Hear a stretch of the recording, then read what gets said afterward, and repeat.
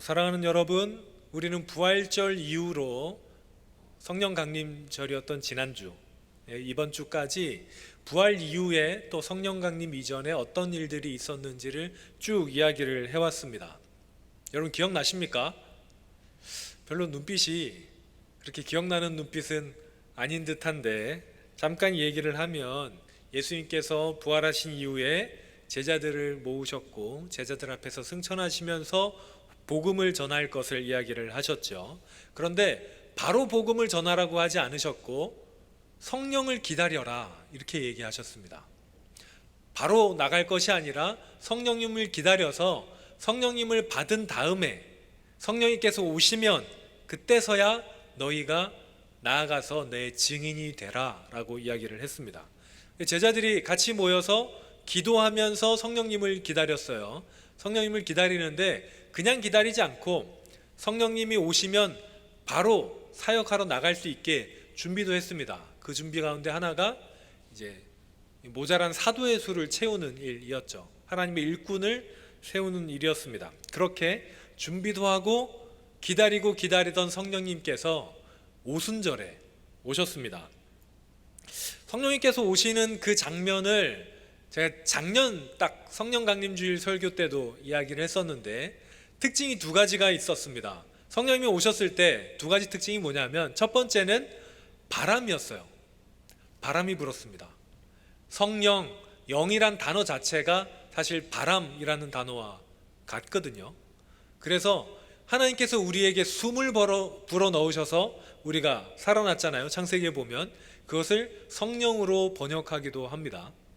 바람이 불었고요. 또 하나가 불의 혀같이 갈라지는, 여러분 잘 들으셔야 되는데, 거기에 사람들이 한 120명 있었는데요. 마가의 다락방에, 거기에 성령님이 오셨을 때 불의 혀처럼 갈라지는 게 사람들의 머리마다 있었어요. 머리에 불이 난 게 아닙니다. 같은이라는 걸 잘 여러분 생각을 하셔야 돼요. 불이 난 건 아니고 불의 혀처럼 갈라지는 어떤 무언가가 임하는 현상이 벌어졌습니다. 그리고 나서 결과가 우리 눈앞에 보이는데 우리는 그 결과를 교회라고 합니다. 성령님께서 임하셔서 사람들이 하나님의 역사를, 하나님의 복음을 전하기 시작한 그 시점을 우리는 교회의 시작이라고 이야기를 하죠. 교회는요, 이렇게 하나님께서 세우신, 어찌 보면 하나의 결과물입니다. 보십시오 여러분, 하나님께서 이 세상에 복음을 전하기 위해서 누굴 보내셨을까요? 대답을 하십시오. 예수님. 우리 상길이가 역시 회장님 조그맣게 얘기를 했어요. 좀 크게 얘기해도 되는데, 예수님을 보내셨죠. 예수님을 보내셔서 예수님께서 이 세상에서 무엇을 하셨습니까? 여러 가지 하셨지만 제일 중요하게 관심 있게 사역하신 것은 뭐냐면 제자들을 세우는 거였습니다. 제자들을 데리고 다니고요, 12명을 특별히 세우기도 하고 수많은 제자들과 함께 하셨죠.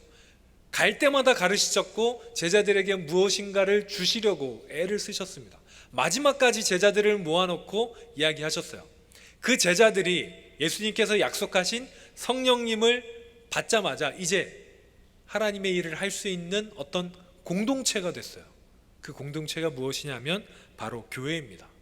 교회는 하나님의 사역의 결과물이기도 합니다. 그런데 결과물만이 아니라 교회는 과정이기도 해요. 하나님의 나라의 결과물이지만 예수님께서 하나님의 나라를 위해서 이 땅에 오셨고요, 그 예수님의 사역에 의해서 나타난 결과물이 교회이지만 교회는 또 과정이기도 합니다. 어떤 과정이겠어요? 하나님의 나라를 향해 가는 과정이지요. 교회가 하나님의 나라를 이 땅에 이루어 가게 하기 위해서 우리에게 오신 분이 누구십니까? 성령님이십니다.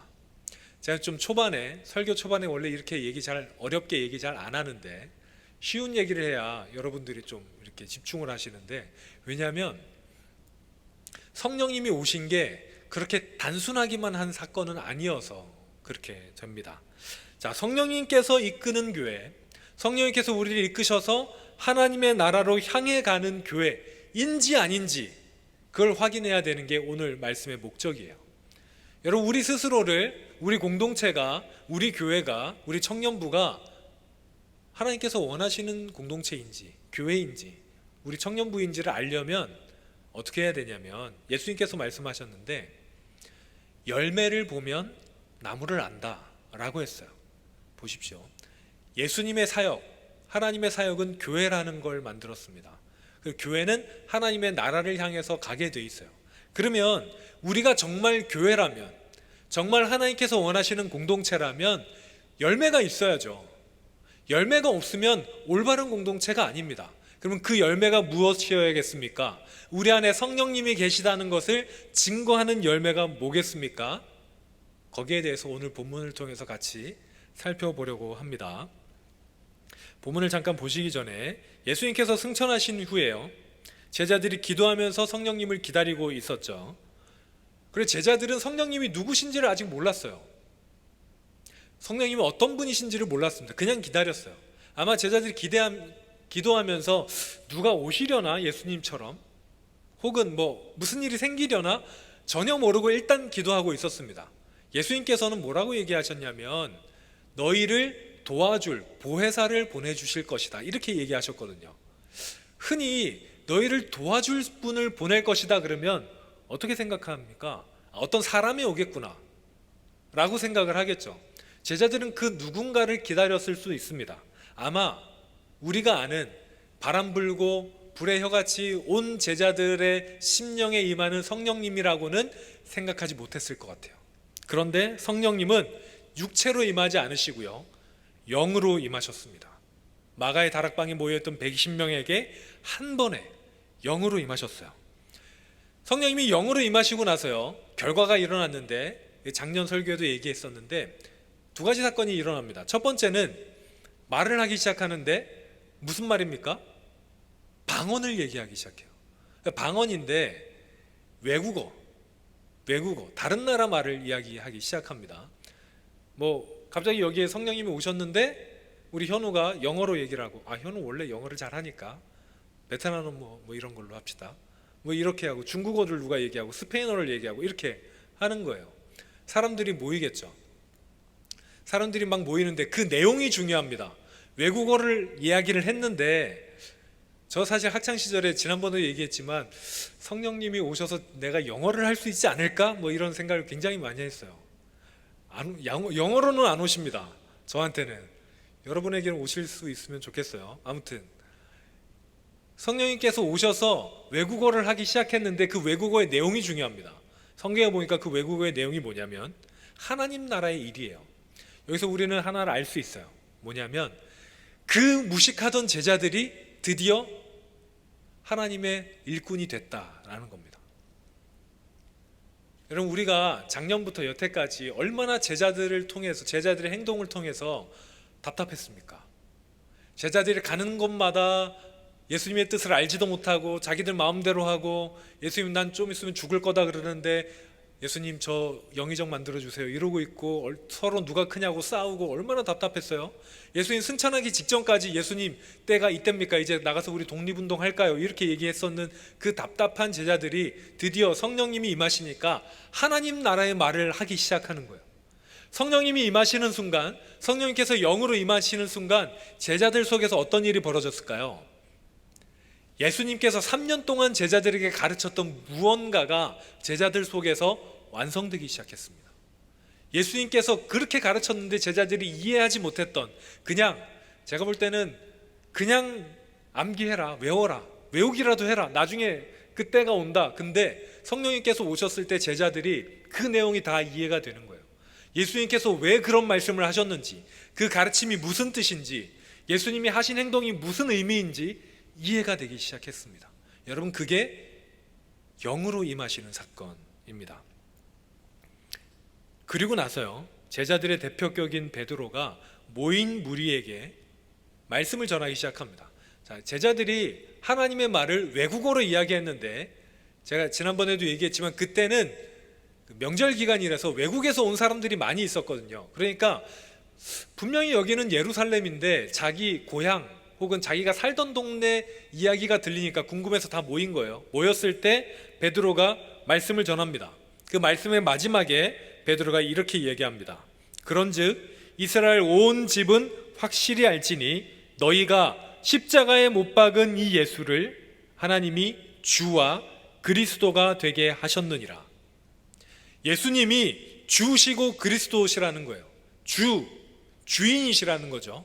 그리스도, 구세주라는 뜻입니다. 제가 이 얘기를 처음에 한번 하고 말았는데, 지금 여기 강대상에 있는 이 모노그램이 이제 숫자로 된 어떤 문양 같은 걸 모노그램이라고 하는데, 이게 무슨 뜻일까요? 그리스도라는 뜻입니다. X, P처럼 돼 있잖아요. P가 R 발음이 나고요, X가 C처럼 발음이 납니다. 그래서 그리스도, 크리스투스의 처음 두 글자를 가지고 문양을 만든 게 이거예요. 그래서 이거 카이로라고 하는데, 저기도 있죠. 카이로, 이걸 카이로. 그래서 우리는 이걸 볼 때 예수님을 떠올려야 돼요. 특히 그리스도. 그러면 또 누가 물어요. 저건 뭡니까? 저 하나 더 있잖아요. 이건 예수님 이름, 예수의 첫 세 글자를 가지고 모노그램을 만든 겁니다. 합하면 예수, 그리스도 이렇게 되겠죠. 언젠가 한번 얘기를 해드리려고 했었는데 시간이 안 나다가, 자, 그리스도가 뭐예요? 그러면 구세주, 메시아, 이게 그리스도입니다. 예수님이 구세주가 되셨다, 이거를 베드로가 설명을 한 거죠. 우리 베드로가 이렇게 컸습니다. 진짜 답답했는데 이제 베드로가 수제자처럼 여겨지죠. 그런데 이 말을 듣고 마음에 찔린 사람들이요, 베드로에게, 또 사도들에게 이렇게 얘기합니다. 우리 아까 읽은 말씀처럼 우리가 그럼 어떻게 해야 되겠습니까? 우리가 어떻게 할까요? 그러니까 베드로가 그들에게 해야 할 일을 알려주죠. 회개하고 죄사함을 받아라. 그러면 성령을 선물로 받을 것이다. 본문에는요 이렇게 얘기하거든요. 성령의 선물을 받을 것이다. 근데 성령의 선물이 뭡니까? 성령의 선물이 뭐죠? 세번역이 이렇게 번역하고 있습니다. 세번역 한번 띄워주시면 베드로가 이렇게 대답하는 거죠. 회개하십시오. 그리고 여러분 각 사람은 예수 그리스도의 이름으로 세례를 받고 죄 용서를 받으십시오. 그러면 아까 우리가 읽은 거는 성령의 선물을 받을 것이다 그랬는데, 세번역에는 성령을 선물로 받을 것입니다 라고 이야기합니다. 그러니까 회개하고 복음을 믿으면, 돌아오면 성령님이 여러분에게 임하실 거다. 여러분, 제자들에게 무슨 일이 있었습니까? 성령님이 임해서 다 알게 됐잖아요. 그런 일이 너희에게도 있을 거다라는 거죠. 즉 회개를 통해서 성령님께서 우리와 동행하게 될 것이라고 이야기합니다. 그리고 나서 베드로가 이제 여러 가지 말로 확증을 하죠. 여러 가지 말로 그 사람들을 설득을 시켜서 결국 하려는 말이 뭐냐면, 이 패역한 세대에서 구원을 받아라. 너희가 이 세대가 타락한 세대인데, 요즘 세대만 타락한 게 아닙니다, 여러분. 그 당시도 마찬가지고 그 직후도 마찬가지고 조금 이후도 마찬가지고, 다 본인들이 사는 세상은 다 타락했다고 얘기해요. 한 2000년 전인가 3000년 전에 어떤 발견된 문건에 요즘 애들은 너무 예의가 없다 이런 이야기가 있었다고 하거든요. 그때부터 요즘 애들은 예의가 없고 요즘 세상은 타락했고 그랬던 것 같은데, 아무튼 이 타락한 세상에서, 하나님을 모르는 세상입니다. 여기는 타락한 것은 하나님을 모르는 세상에서 구별되어서 구원받아야 된다라고 얘기하는 거죠. 베드로가 설교할 때 증거를 내세웠었어요. 여러 가지 증거를 냈다 그러는데, 베드로가 증거를 내세운 게 뭐냐면, 첫 번째는 예수님의 인생입니다. 거기 있던 유대인들은요 예수님에 대해서 다 아는 사람들이었거든요. 너네가 들은 그 예수님의 인생을 잘 생각해봐라. 예수님이 특별한 분이었던 거 너네 다 알지 않냐? 그 예수님이 죽음에서 부활하신 거 우리가 다 증인이다. 그 예수님께서 우리의 그리스도가 되셨고 구세주가 되셨는데, 그 예수님을 너희가 믿고 구원을 받아야 된다. 이게 첫 번째 증거였고요. 두 번째 증거는 여러분들이 나중에 앞에 있는 성경을 보시면 알겠지만 구약 성경을 증거로 됩니다. 그러면서 구약에 이미 예수님에 대해서 예언하고 있는 여러 구절을 대면서, 이봐라, 예수님이 우리의 구세주가 맞다라고 하는 거죠. 그러니까 이 여러 가지 증거들을 가지고 베드로가 하고 싶었던 말은 뭐냐면요, 너희가 구원을 받아라 라는 거였어요. 그리고 나서 베드로가 이 말씀을 하고 나니까 오늘 본문 41절에 보면 그 말을 받은 사람들이 세례를 받았고요, 이날에 성도의 수가 3천이 더해졌다라고 이야기를 합니다. 여러분, 이게요 그냥 쭉 길게 풀었으니까 잘 우리한테 와닿지 않을 수 있지만 이 세상 최초의 부흥회였습니다. 최초의 부흥회에서 회심한 사람의 숫자는 3천 명이었어요.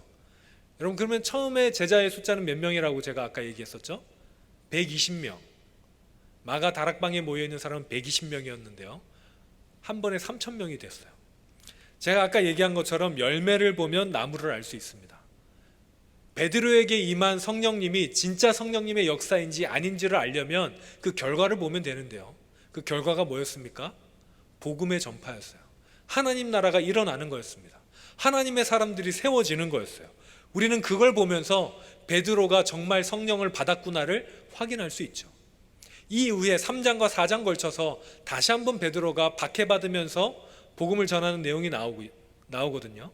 그때는 5천 명이 돌아와요. 3천 명, 5천 명. 그때는 이제 5천 명이라는 데가 남자 수만 5천 명이었기 때문에 흔히 10,000명에서 20,000명 정도의 초대교인 수가 늘어났다라고 이야기를 하는데요, 사도행전은 사실 성령행전이라는 별명을 가지고 있을 정도로 성령님의 역사가 기록되어 있는 책입니다. 그런데 사도행전 내내 벌어지는 일들이 뭡니까? 성령님의 역사를 통해서 내내 일어나는 일들이 뭡니까? 복음이 전파되는 거예요. 다른 게 아닙니다.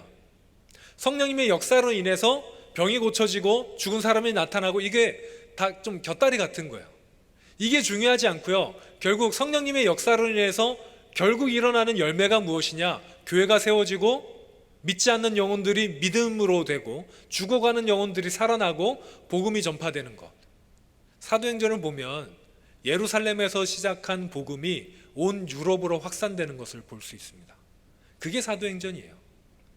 성령님의 역사는요 다른 것이 아니라 복음이 전파되는 게 역사입니다. 그렇다면 여러분, 우리 공동체가 성령님의 이끄심을 받는다라는 확인은 어디에서 해야 할까요? 우리를 통해서 복음이 전파되면, 우리를 통해서 믿는 사람들이 세워지면, 우리를 통해서 연약한 믿음의 사람이 강한 믿음의 사람이 되고요, 믿지 않는 죽어가던 영혼들이 다시 일어나고 하나님을 모르던 사람들이 하나님을 알게 되면 우리 안에 성령님이 있는 것, 우리가 성령님을 따르는 올바른 공동체라는 것을 확인할 수 있습니다. 반대도 그렇고요.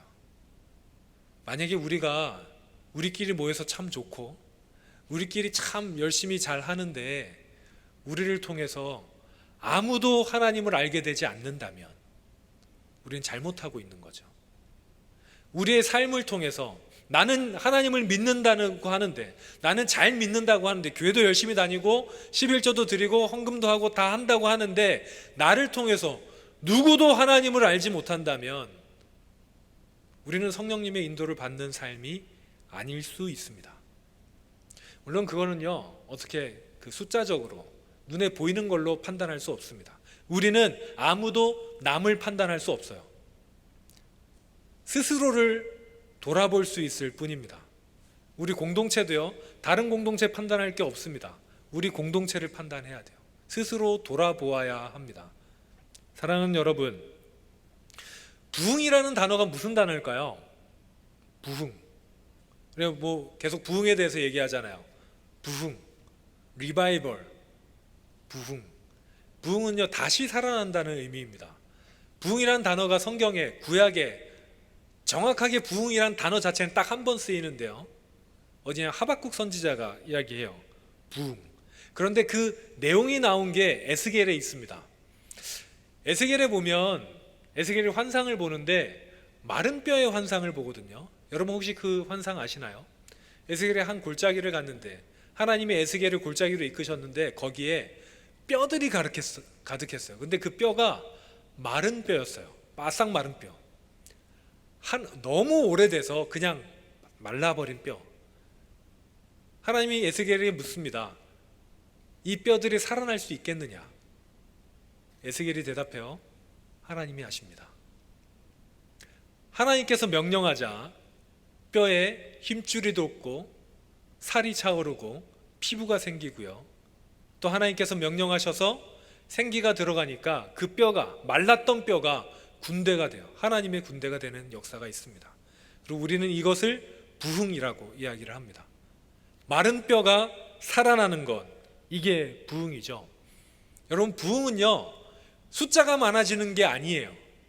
우리 안에 말랐던 뼈가 살아나는 것, 성령님의 이끄심을 우리가 경험하는 것, 우리가 성령님의 인도하심을 못 받아서 성령님의 뜻대로 살지 않고 그냥 내 뜻대로 내 마음대로 살다가 정말로 성령님께서 우리를 인도하시는 대로, 그래서 우리 안에 마른 뼈가 힘줄이 생기고 살이 차오르고 피부가 덮여서 군대가 되는, 그게 부흥입니다.